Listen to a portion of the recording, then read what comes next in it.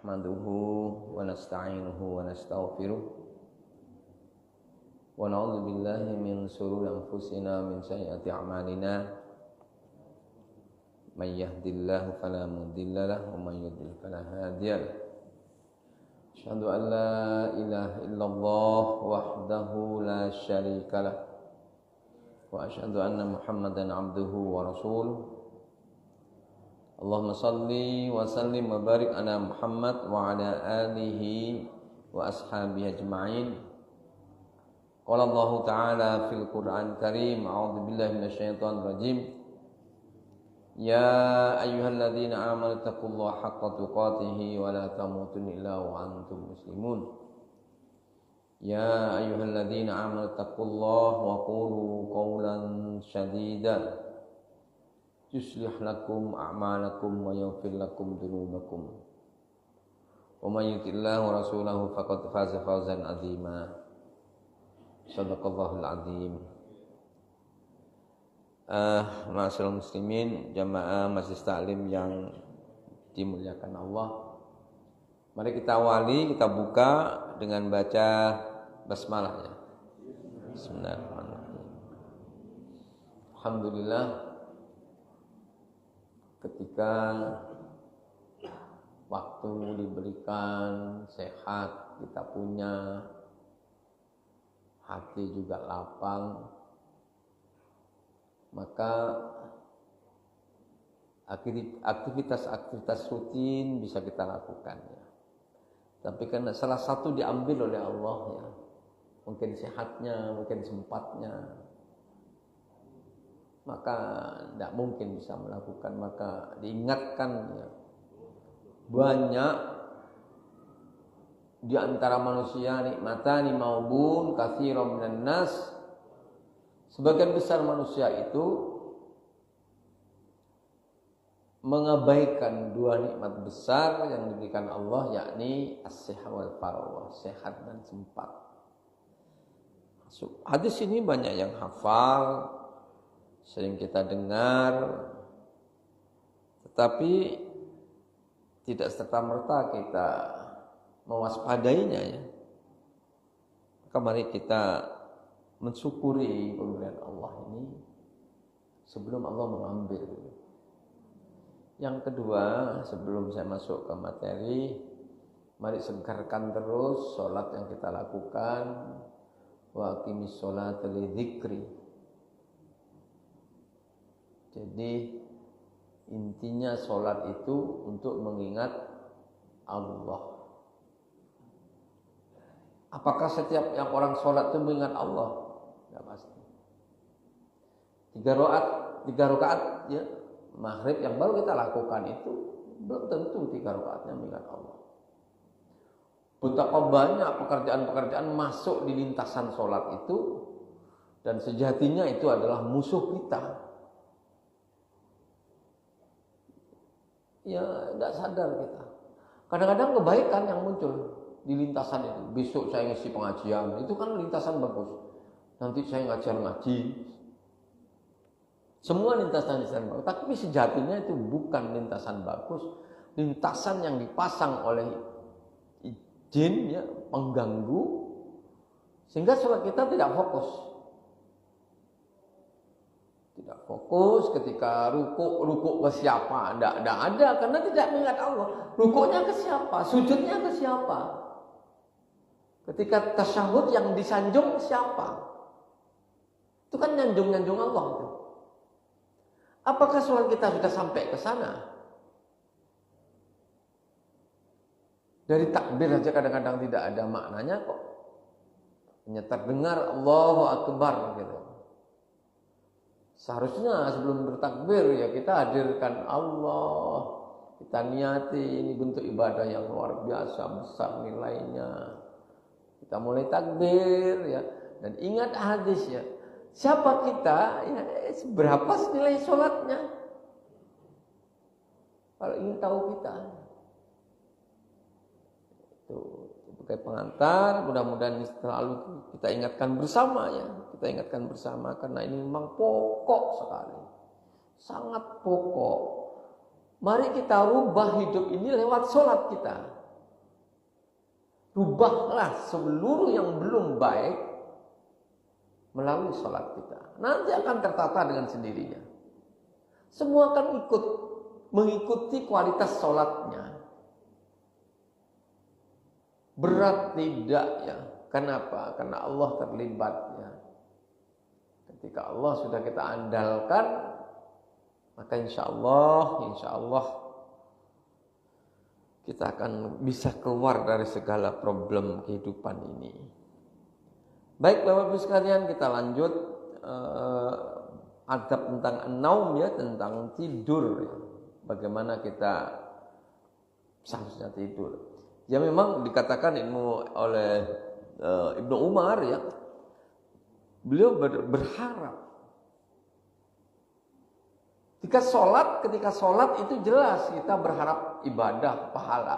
Tapi apakah ketika tidur ada orang berharap pahala dari tidurnya? Tidak banyak juga. Tapi Ibnu Umar melakukan itu. Sesungguhnya aku mengharapkan sesuatu dari tidurku, yakni pahala darinya. Bagaimana agar tidur kita berpahala? Mari kita ikuti sunnah-sunnah yang diajarkan oleh Rasulullah ya. Kita ulangi sedikit ini yang ke-14 ya, kemarin sudah ke-13 berarti. Segera tidur kecuali dalam keadaan darurat ya. Jadi Bu Aidah, kalau Bapak Ibu pernah baca buku kebiasaan Rasulullah itu Bu Aidah. Bu Aidah qailullah. Bu Aidah itu segera tidur. Kenapa kok segera tidur? Sasarannya malamnya segera bangun dalam keadaan segar bugar. Malam bangun tapi oyong, sempoyongan, tidak bisa kita menikmati tahajudnya. Maka Bu Aidah, qailullah itu apa? Qailullah itu usahakan tidur sebentar. Tapi kalau sangat terpaksa, ya kadang-kadang habis asar tidak bisa ditahan ya karena pekerjaan. Tahu-tahu ketemu asar ya tiduran ketiduran ya. Tapi memang tidur habis asar itu mirip-mirip habis subuh. Rasanya badan itu tidak enak.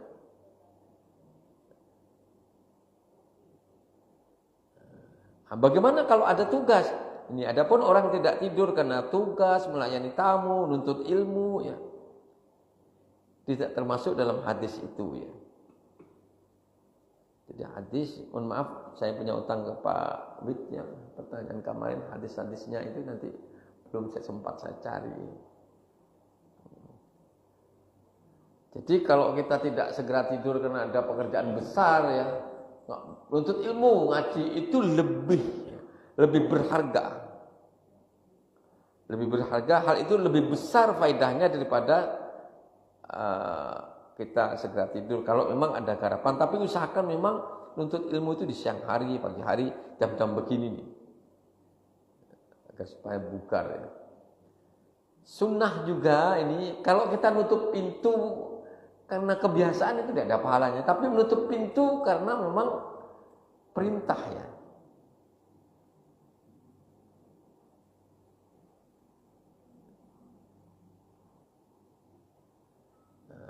Menutup pintu termasuk menutup bejana ya. Rasulullah bersabda, "Waddul ina ya.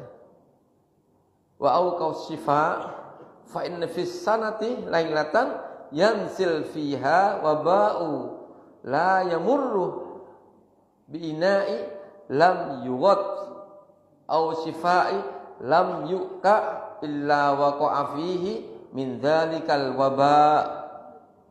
Tutuplah bejana ya termasuk, dan ikatlah kendi kalau ada kendi ya, kulit. Karena setiap tahun ada suatu malam ketika wabah turun ya.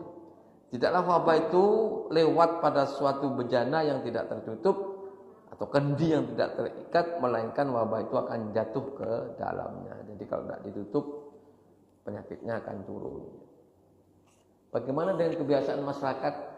Kendi ditaruh di atas itu berarti tidak baik ya. Kita kan sering minum embun, diimbunkan, tidak bagus ya. Karena siapa yang bilang tidak bagus? Ini bertentangan dengan hadis ini. Ada lagi waddul ina wa auqau shifa wa awlikul abawab. Tadi riwayat Imam Muslim ya. Hadis riwayat Imam Muslim. Tutuplah bejana, ikatlah kendi, tutuplah pintu-pintu dan matikan lampu. Karena syaitan itu tidak akan dapat membuka ikatan, tidak dapat membuka pintu dan tidak dapat menyingkap bejana. Jika salah seorang di antara kalian tidak mendapatkan selain meletakkan di atas bejana atau satu tangkai kayu lalu dia menyebutnya nama Allah, maka hendaklah ia lakukan, karena sungguhnya binatang-binatangnya atau tikus terutama akan membakar penghuni rumah dan sering terjadi kebakaran karena ulahnya tikusnya. Jadi menaruh kendi di atas genteng lalu kita minum airnya karena mbah-mbah kita melakukan, itu tidak boleh dalam Islam. Karena wabah itu ternyata turunnya dari langit ya. Wabah itu kalau tidak ada tutupnya ya. Yang ada berikutnya memadamkan lampu tadi hadisnya ya, dan seluruh sumber air. Memadamkan lampu termasuk yang disunnahkan ya, sebagaimana disebut pada hadis tersebut ya.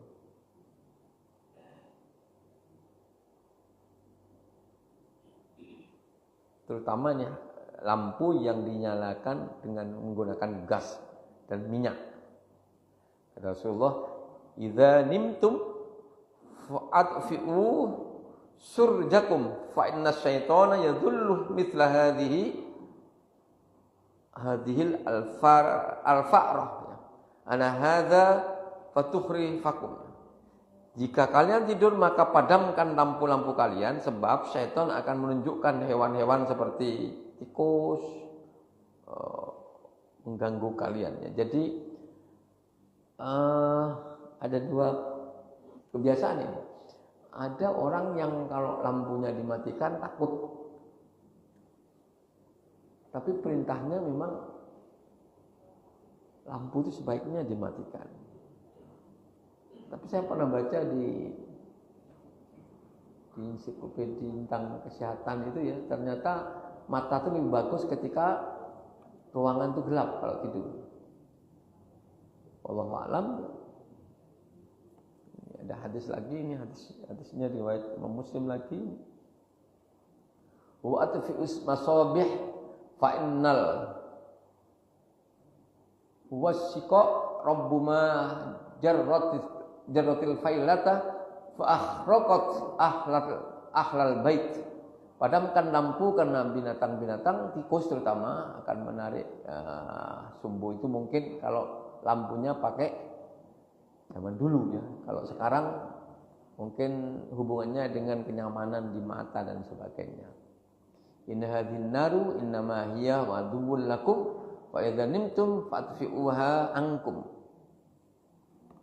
55 Imam Bukhari. Sungguhnya api adalah musuh bagi kalian, apabila kalian tidur maka matikanlah ia. La tatrukun nar fi buyutikum hina tanamun. Sama Bukhari lagi. Jangan kalian biarkan api menyala dalam rumah kalian ketika kalian sedang tidur. Kalau api ini tapi terjadi lampu juga disunahkan untuk mematikannya. Insyaallah sudah sering ya, kita sudah terbiasa ya, kadang-kadang memang kita punya kebiasaan awal tidur lampu dimatikan ya. Adab berikutnya muhasabah, disunnahkan hendaklah melakukan introspeksi sebelum tidur. Terutama ucapan, pekerjaan yang kita lakukan selama sehari ya.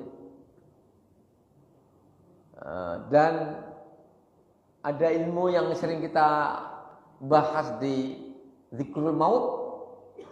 Ya, Jumat saya sekali lagi saya mengundang Bapak Ibu sekalian untuk bergabung di Zikrul Maut ya. Ketentuannya tidak banyak, tidak ada iuran.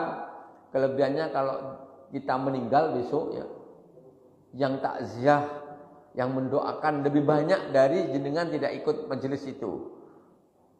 Yang ngantar ke kubur insya Allah lebih banyak, asal dikabari. Nah, mari kita lakukan ilmu yang kita peroleh di situ itu. La yamutuna ahadukum illa wa huwa yuhsinu dzanna billah. Janganlah kalian kedahuluan mati sebelum kalian berprasangka baik tentang kematiannya kepada Allah Azza wa Jalla. Kita lakukan sebelum tidur. Ya, sekali lagi Bapak Ibu, Jumat tanggal 12 dari Madiun ya. Ustadznya Ustaz Dr. Agus. Sederhana ya, syaratnya itu. Yang kedua, kalau bisa perempuan pakaiannya gelap, syukur hitam, laki-laki atasnya putih. Itu toh. Kalau baru tolong ngisi ngisi form ya. Kenapa ngisi data? Karena memang kita punya keinginan untuk mendata itu ya. Ya kemarin ada yang tanya, biasanya majelis-majelis itu ada rekreasinya. Rekreasinya kita cari kuburan nanti ya. Kita datang ke kuburan bersama-sama ya, banyak kita kenal kuburannya siapa, teman-teman kita yang ada di situ ya. Terus kita lihat-lihat gitu. Tapi tidak apa-apa, sesekali kita datang ya. Kemana untuk memperkuat iman itu salah satu medianya memang rihlah ya. Asal tidak terlalu sering gitu. Rekreasi itu disunahkan bersama-sama. Ya. Kenapa saya umumkan? Saya khawatir dikira itu kumpulan eksklusif. Enggak, itu memang saya untukkan untuk jemaah lingkungan Kertosari sebetulnya. Tapi peserta dari Kertosari malah enggak banyak. Itu dari luar loh. Ibu-ibunya juga dari luar, bapak-bapaknya dari luar, yang dari dalam enggak ada yang ikut. Saya kok merasa enggak maksimal gitu ya, wong saya itu. Lihat enggak ada, saya enggak akan nyalon partai, enggak. Besok kan dipilih jadi pemilu, enggak. Lihat saja nanti. Sekalipun nanti dapurna, enggak. Saya enggak akan. Sudah, ini ucapan saya, buktikan ya. Buktikan. Ada nanti dikira galang masa. Dan saya tidak akan minta makan, enggak juga. Apa yang saya bisa? Ya ingin bersama-sama ke surga gitu. Majelis itu.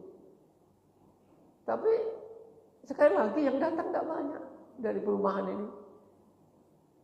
Jemaah masjid kita tidak banyak.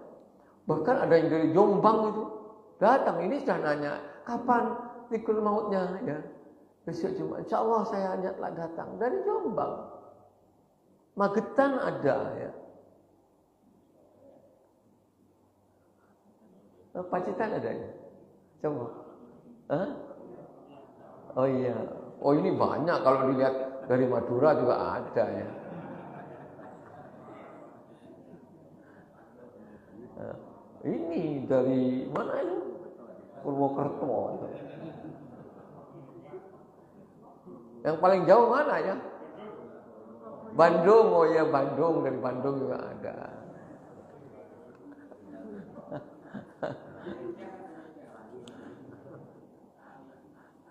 Ngerayun ada.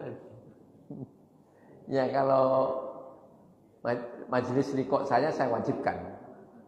Karena Jumat bonusnya libur tidak ngaji gitu ya.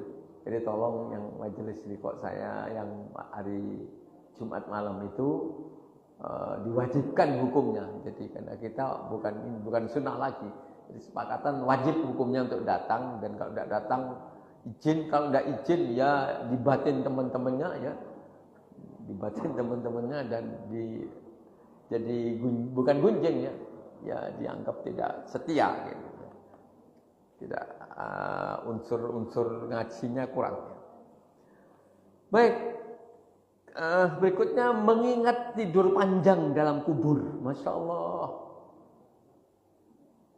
Bapak Ibu, kalau ingat yang satu ini, apabila seorang mendatangi pembaringannya, hendaklah ia mengingat gelapnya kubur, tempat yang di sana tidak ada seorang pun yang mendampinginya, tidak ada yang menemaninya kecuali amal soleh.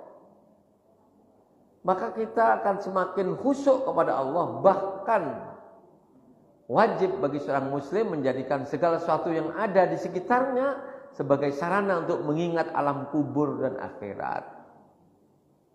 Ya Masya Allah ya. Ketika kita tidur, petang, ingat alam kubur, cepat tidur apa nggak bisa tidur? Hah?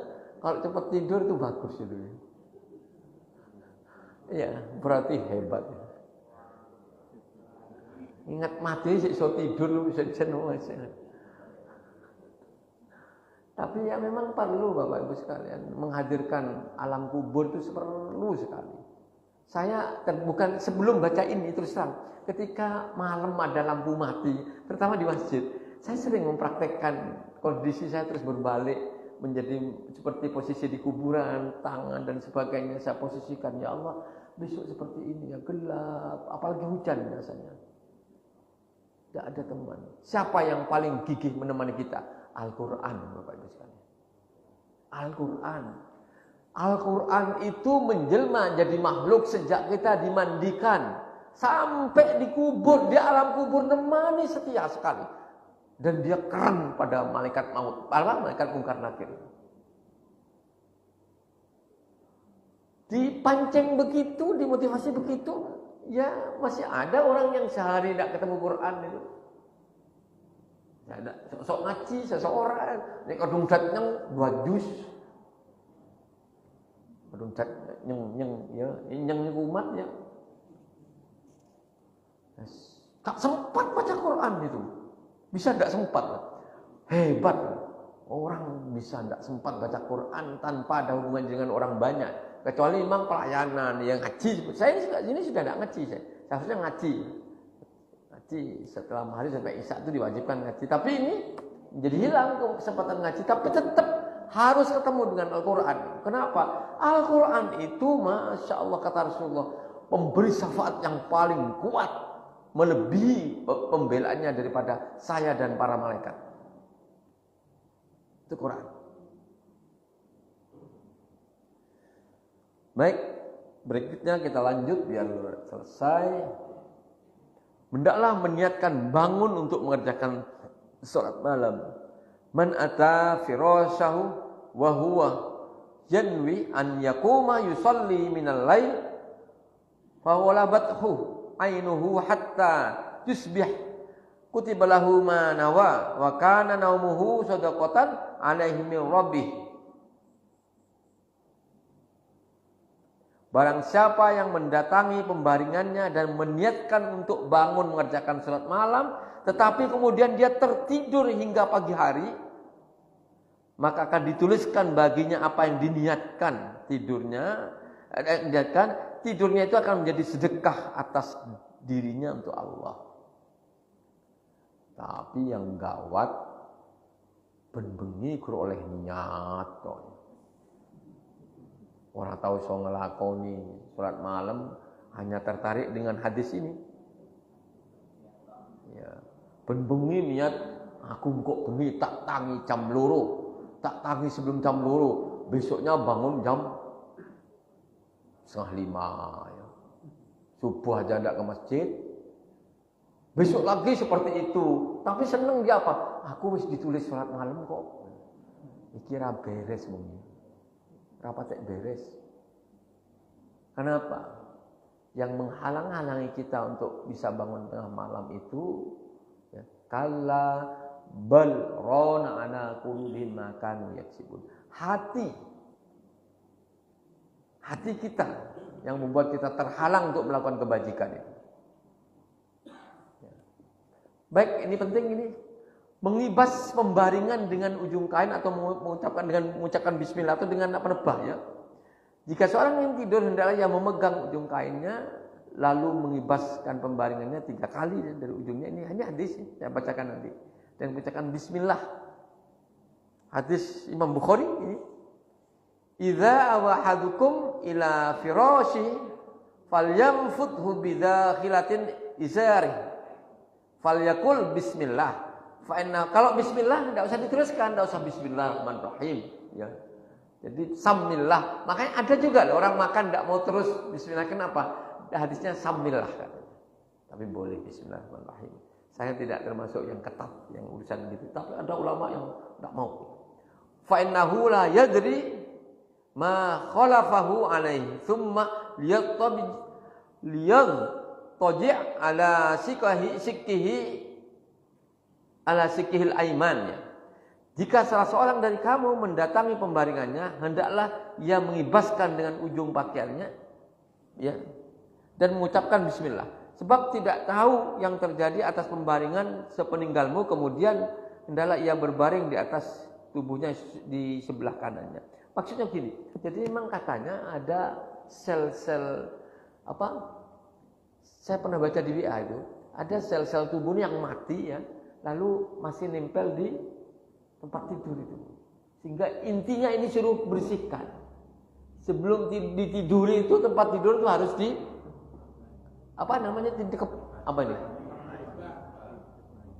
ditebak. Ini hadis ya. Hadisnya Imam Bukhari. Demikian juga jika ia bangun dari tempat tidurnya untuk satu urusan lalu mau kembali lagi ya, maka ia mengibaskan pembaringannya dengan ujungnya. Sebab ia bisa saja syaitan menggantikannya di pembaringan itu. Jadi tempat tidur kita sudah ditempati syaitan. Dan kita tidak lihat. Maka untuk itu mungkin datang serangga ya, dapat menyakiti kita. Oleh sebab itu Rasulullah bersabda, "Idza qama ahadukum an firashihi tsumma raja'a ilaihi falyanfuthu bi sariqati izari thalatha marrat fa innahu la yadri ma khalafahu alaihi yu'du alaihi ba'd." Jika salah seorang dari kamu bangkit dari pembaringannya, lalu ia kembali kepadanya, hendaklah ia ngibaskan itu ya dengan ujungnya 3 kali, sebab ia tidak tahu apa yang terjadi atas pembaringan itu sepeninggalnya.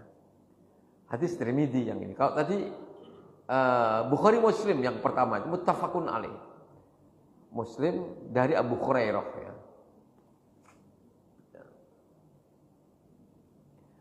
Ini penting, saya kadang-kadang melakukan, kadang-kadang enggak. Meniup tangan lalu membaca al-mu'awwidzat. Apa al-mu'awwidzat itu? Al-mu'awwidzat itu adalah Al-Ikhlas, Al-Falaq, An-Nas. Kalau sangat ngantuk kadang-kadang baca 3 kali tidak kuat saya. Ini setan sebetulnya. Soalnya seharusnya 3 kali. Jika seorang merapatkan kedua tangannya ya, lalu mengembuskan ya, atau meniup sebanyak 3 kali, setelah itu membaca al-mu'awwidzat itu. Al-mu'awwidzat, Al-Ikhlas, Al-Falaq, An-Nas, kemudian mengusap semampunya ke tubuhnya. Sebanyak 3 kali. Sungguhnya apabila Nabi mendatangi pembaringannya, beliau merapatkan kedua telapak tangannya, tangannya, kemudian menghembuskan padanya 3 kali dengan membaca Qul huwallahu ahad, Qul a'udzu falaq, Qul a'udzu binnas. Sesudah itu beliau mengusapkan kedua tangannya ke sekujur tubuhnya semampunya. Rasulullah memulai dari atas kepala, kemudian ke bagian tubuhnya, dan kemudian melakukan sebanyak 3 kali. Boleh dilakukan, ini Rasulullah ya. Sunnah Rasul, hadisnya Bukhari dan Muslim dari Ibu Aisyah. Jadi Ibu Aisyah bercerita, diriwayatkan oleh Imam Bukhari dan Imam Muslim, kalau kalau mau tidur seperti itu. Lalu disunahkan untuk berbantal pada tangan. Sedangkan jika terlambat tidur adalah berbantal pada telapak tangannya. Jadi wallahu a'lam ya. Jadi kalau tidurnya telat ya, katanya ini yang dipakai di sebelum bantal itu ini. Kalau masih normal ini. Tapi kalau kita sudah terlambat ya, pakai ini. Karena Rasulullah SAW idza arrasa wa alaihi lailah tawassada yaminahu wa idza arrasa qabla subhi wa du'a ra'sahu ala kaffihi akafil yumna wa qama sa'idah. Apabila Rasulullah singgah pada malam hari sementara malam masih panjang, beliau berbantal tangan kanannya. Sedangkan apabila Rasulullah singgah pada malam hari sudah sebelum subuh ya, mendekati subuh, beliau meletakkan kepala di atas telapak tangannya sebelah kanannya. Makna tawassada itu menjadikan sesuatu sebagai bantal. Jadi Pak, Ibu, kalau normal bagus gini. Kalau sudah Tidurnya tinggal sedikit, pakai yang telapaknya.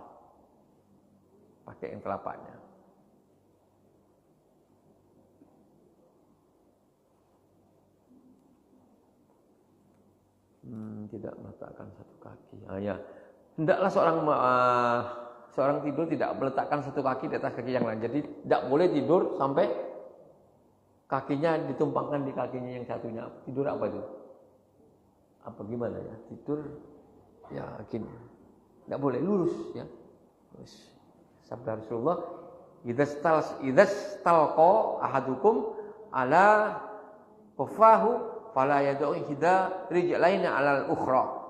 Jika seorang dari kamu tidur terlentang di atas punggungnya, maka janganlah yang meletakkan salah satu kakinya di atas kaki yang lain. Tidak boleh ya.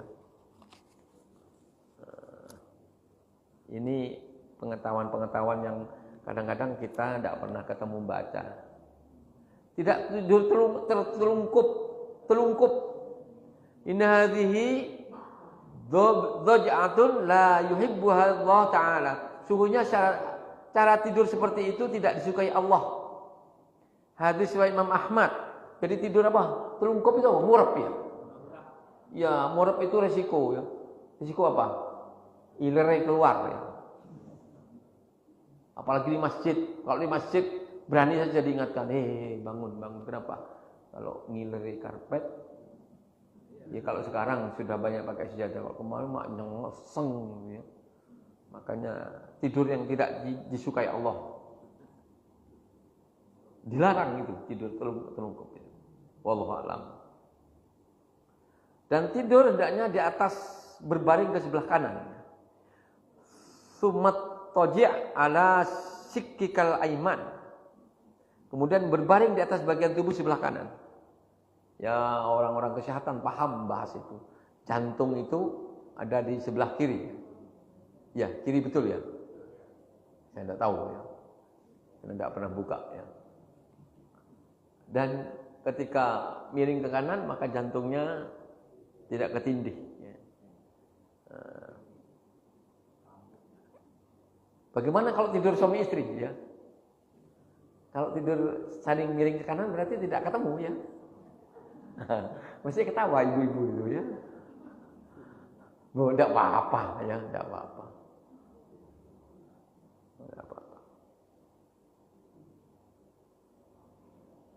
Nah, ini ada doanya. Meletakkan tangan di bawah pipi ya.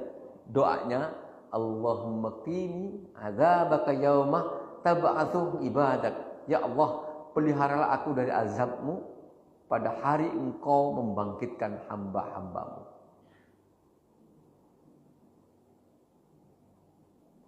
Nah, ini man taja'ah madja'an lam yuzkir Allah Ta'ala fi illa ma kana alaihi yaratan yaumal qiyamah. Barang siapa yang berbaring di atas suatu baringan dan ia tidak berzikir kepada Allah, melainkan hal yang akan menjadi penyesalan atasnya pada hari kiamat. Jadi memang ada perintah ketika tidur itu hendaknya banyak berzikir. Bahkan di adab yang ke-28 disebut berzikirlah ketika kalian tidak tidur. Jenis zikir boleh alhamdulilladzi at'amana wa saqana wa kafarona wa awana fakum mimman la kafiyalahu wala mu'wi. Banyak zikir, silahkan. Kalau kepepet ya istighfar ya. Baca istighfar, baca bismika Allahumma ahya wa bismika ahmud. Ya Allah, dengan menyebut namamu aku hidup dan menyebut namamu aku mati. Ada lagi alhamdulilladzi ahyana ba'da ma mata wal nusur. Ini bangun kalau bangun tidur. Jika Anda bangun tidur maka ucapkan alhamdulilladzi ahyana ba'da ma matana. Atau boleh juga baca banyak jenis zikir tidur itu. Idza wahadukum ila firasyi falyanfuthu thumma liyaqul bismika rabbi wada'tu jambi wa bika arfa'ahu in amsakta nafsi farhamha. Tidak pernah saya ini baru dengar ini. Ya Allah, aku meletakkan tubuhku dengan menyebut namamu, aku mengangkatnya. Jika engkau mengambil jiwaku maka rahmatilah. Dan jika engkau melepaskan, maka peliharalah. Banyak jenis zikir ya. Juga disunahkan membaca ayat kursi. Ayat kursi ya. Kata Abu Hurairah mengabarkan hal ini kepada Nabi, ya, beliau berkata kepadanya, dia telah berkata benar kepadamu meskipun ia seorang pendusta. Jadi ada orang yang pendusta bercerita tapi Rasulullah membenarkan. Sesungguhnya setan itu pernah mendatangi Abu Hurairah dan berkata kepadanya, jika engkau mendatangi pembaringanmu, maka bacalah ayat kursi sampai selesai. Dengan demikian sesungguhnya engkau berada dalam lindungan Allah, sehingga tidak ada setan yang akan mendekatimu hingga kamu mendapati pagi hari. Jadi kalau ingin selamat dari setan, bacalah ayat kursi sebelum. Saya pernah baca juga cara-cara di wala ya'udzuhu itu diulang 3 kali ya. Wala ya'udzuhu khifdhu ma wal azim. Itu ceritanya seorang sahabat yang bermalam ya, kemalaman, ada hotel lah. Setiap orang tidur di situ mati paginya. Dia berani sahabat itu. Ternyata benar. Ketika malam tidur baca sahabat, datang jinnya itu. Dibacakan ayat kursi, ikutlah menirukan Allahu la la ta'khudhu iki.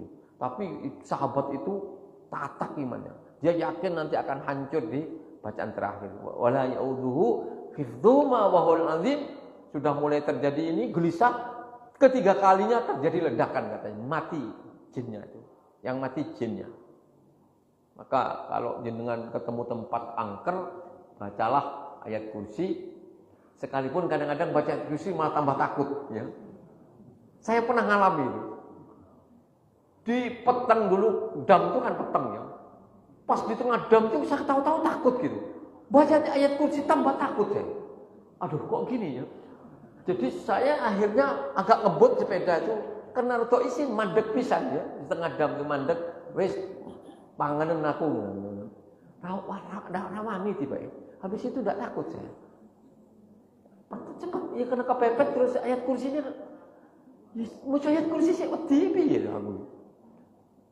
Tidak tahu. Pas di situ ingat ceritanya orang-orang Ponorogo, orang lama, katanya dam itu dulu PKI itu banyak bergelimangan di bawah itu mati. Di apa? Tersangkut di situ. Nah, kita kadang-kadang ketakutan ya. Baca al-kafirun boleh, istighfar boleh ini. Dan kalau bermimpi hendaklah membaca ta'awudz ya, baca ta'awudz. Ya, nanti ajalah saya tambah. Saya tinggal 2 ini juga bersih apa?